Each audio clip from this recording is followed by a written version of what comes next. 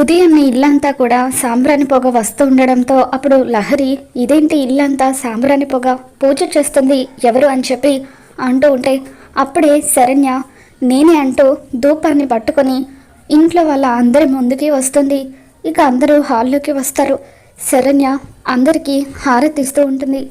శరణ్యని చూడగానే అందరూ ఒక్కసారిగా షాక్ అవుతారు. ఆనందం మాత్రం ఎంతగానో ఆనందపడిపోతూ ఉంటుంది. లీలావతి నువ్వెందుకు వచ్చావని చెప్పి అంటూ ఉంటే అత్తయ్య గారు దయచేసి నేను మీ కూతుర్ని అనుకొని ఈ ఒక్కసారికి నేను చేసిన తప్పుని మన్నించండి అని చెప్పి శరణ్య అంటూ ఉంటుంది.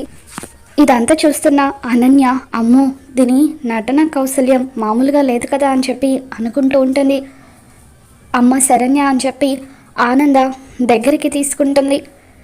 ఇకపై ఈ ఇంటిని ఈ కుటుంబ బాధ్యతని నేనే చూసుకుంటాను, ఇంట్లో ఎవరికి కూడా ఇబ్బంది కలగనివ్వను అని చెప్పి శరణ్య అంటూ ఉంటుంది.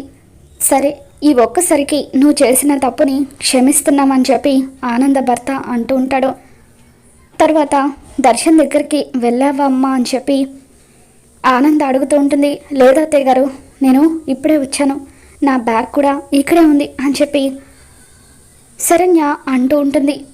ఇక అలా లగేజ్ తీసుకొని శరణ్య బెడ్రూమ్లోకి వెళ్తూ అనన్య వైపు కోపంగా చూస్తూ సొంత చెల్లెళ్ళని కూడా చూడకుండా నా కాపురంలో చిచ్చు పెట్టి విషపు బుద్ధి చూపించావు కదా, ఇక మీదట నేనంటే ఏంటో నీకు చూపిస్తాను అని చెప్పి శరణ్య అనన్య వైపు కోపంగా చూస్తూ అలా తన గదిలోకి వెళ్తూ ఉంటుంది.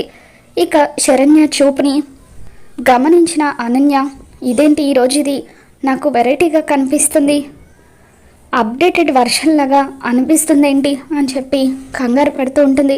మరి తిరిగి ఇంట్లోకి అడుగుపెట్టిన శరణ్య అనన్యకు ఏ విధంగా చుక్కలు చూపిస్తుందో మళ్ళీ మన ఛానల్లో తెలుసుకుందాం.